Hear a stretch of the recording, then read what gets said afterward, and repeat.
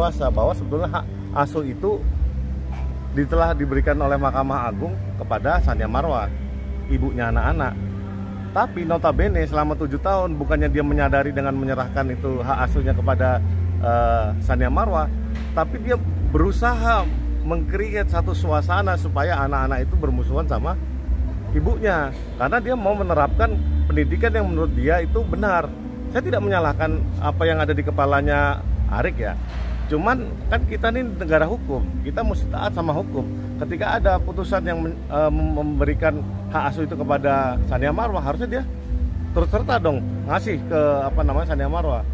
Dan sebetulnya sangat-sangat luar biasa lucunya kalau misalnya hak asuh aja nggak dikasih, dia malah memaksa untuk meminta Tsania Marwa memberikan paspor ke dia, yang notabene dia aja nggak mau ngasih kesempatan kepada Tsania Marwa untuk berleluasa mengasuh kedua anaknya. Tapi sejauh ini komunikasi antara mantan suami istri ini seperti apa sih sehingga kayaknya ada saling keras gitu? Ya, yang saya tahu ya, setelah komunikasi dengan klien saya Tsania Marwa, dia bilang, "Bang, saya aja untuk ketemu anak-anak masih di sekolah, di waktu istirahat, nggak bisa main handphone dan segala macam. Dia nggak leluasa untuk mengasuh anak-anaknya." Artinya sangat didoktrin supaya itu ikut aturannya si Arik, padahal jelas hak asuh itu di Tsania Marwa. Kok yang ngatur, kok yang lain? Nah, di sini saya agak nggak bisa memahami apa yang di dalam jalan pikirannya Arik ya. Apalagi timbul omongan dari klien saya, "Iya Bang, anak-anak saya itu membenci saya karena udah dimasuki paham-paham yang bahwa ibunya itu jahat karena A, B, C, D, E, F, G. Ditambah lagi ibunya nggak mau ngasih paspor untuk mereka berlibur ke luar negeri. Tambah jahat lah klien saya," katanya Tsania Marwa. Saya juga terus terang, waduh ini keji sekali. Bang, apakah nanti dari pihak Tsania Marwa sendiri ingin melanjutkan ke jalur hukum berkesan kayaknya lama banget tinggal kelar-kelar, itu bagaimana Bang dari pihak Tsania sendiri? Yang jelas kalau dari sisi hukum kami sudah komplain ya, kami ingin negara hadir. Negara hadir bahwa sebetulnya Menko Polhukam sama Presiden Joko Widodo, ayo dong lihat ini soal penegakan hak asuh. Pasal 330 KUHP ayat 1 aja sampai sekarang polisi untuk penegakan hukum hak asuh itu mandul. Kenapa saya bilang mandul? Klien saya ini pemegang hak asuh. Tapi diinterpretasikan lain sama penegak hukum ini, bahwa kalau misalnya bapak kandung atau ibu kandung yang notabene tidak memegang hak asuh tidak akan dipermasalahkan sama hukum. Padahal bunyi dalam pasal 330 itu clear.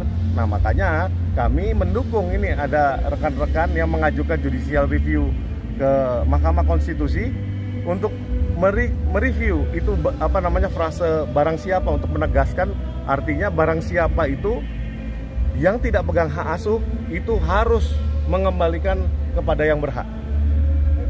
Ini apa tidak ada apa yang bisa dibilang campur tangan orang ketiga, bisa dibilang kayak kaseto lah untuk menjembatani atau pihak untuk perlindungan anak ini sendiri menjembatani agar keduanya bisa lebih baik gitu loh.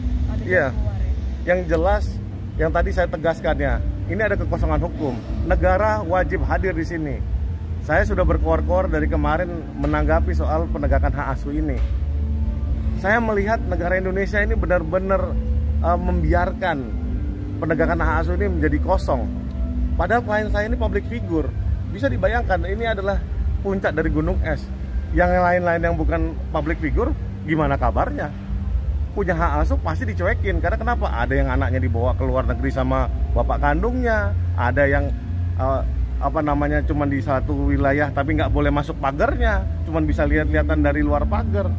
Betapa konyolnya penegakan hak asuh ini. Padahal di negara kita udah ada namanya Kementerian Peranan Wanita, Kementerian Sosial, ada KPAI, terus ada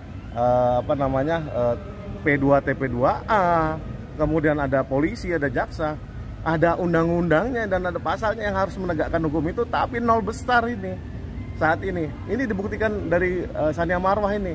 Jadi jangan dilihat ini hanya perseteruan dari Tsania Marwah dengan Arik ya. Ini adalah buruknya, cerminan dari buruknya penegakan hukum soal hak asuh. Negara ini telah lalai dalam penegakan hukum ini. Jadi saya mohon betul Menko Polhukam, Pak Mahfud MD dan Pak Presiden Joko Widodo, tolonglah penegakan hukum soal hak asuh ini sudah benar-benar gawat, harus ditegakkan segera. Apakah nanti ada perundingan antara keduanya biar jauh lebih baik, ada jalan keluarnya lah bang gitu, bisa dibilang, karena ini sudah berlarut juga, tidak ada kejelasan juga nih, ini gimana bang? Kalau saya terus terang, kalau ditanya pendapat pribadi saya akan menunggu kuasa atau amanah yang akan diberikan dari klien saya ke saya. Karena kenapa? Saya sebagai penegak hukum akan terus terang terjun untuk mengatasi permasalahan ini supaya tuntas. Karena masyarakat sudah banyak dirugikan tentang interpretasi yang terlalu luas dan mengada-ada di pasal 330 ayat 1 KUHP Undang-Undang nomor 1 tahun 46 ini. Polisi, PPA nggak berani menegakkan hukum, kejaksaan juga tidak berani menegakkan hukum, padahal ini putusan sudah berkekuatan hukum tetap. Betapa konyolnya ini permasalahan, karena polisi sama jaksa nggak mau menegakkan hukum. Karena kenapa? Ini ayah kandungnya berhak. Artinya nggak ada landasan hukum atau legal standing yang menerangkan cara pikir mereka, tapi tetap mereka menganut paham menurut mereka sendiri. Nah, itu menurut saya konyol. Oke, terakhir mungkin sejauh ini upaya apa lagi sih supaya anak-anak ini kembali ke tangan Marwah sendiri? Yang jelas ketika sudah 7 tahun berlalu, tidak lain dan tidak bukan harus upaya paksa. Kita sudah berkaca di eksekusi pertama ya soal hak asuh ya. Itu menjadi sesuatu hal yang sangat memilukan. Karena kenapa? Sebelum eksekusi itu terjadi, anak-anak dipersiapkan untuk masuk ke dalam barikade kamarnya dan dilatih untuk mengunci kamarnya supaya mereka tidak didobrak, dan si Arik bisa berdalih, saya nggak tahu, tergantung anak-anak dong. Come on, yang dewasa tuh kamu Arik, bukan anak-anak. Kalau dipersiapkan sedemikian rupa, itu yang salah siapa? Ini soal hukum loh. Makanya saya menghimbau negara, apalagi badan-badan negara yang mengurusi soal anak dan hak asuh anak, ayo kalian di mana ini? Masa tidur?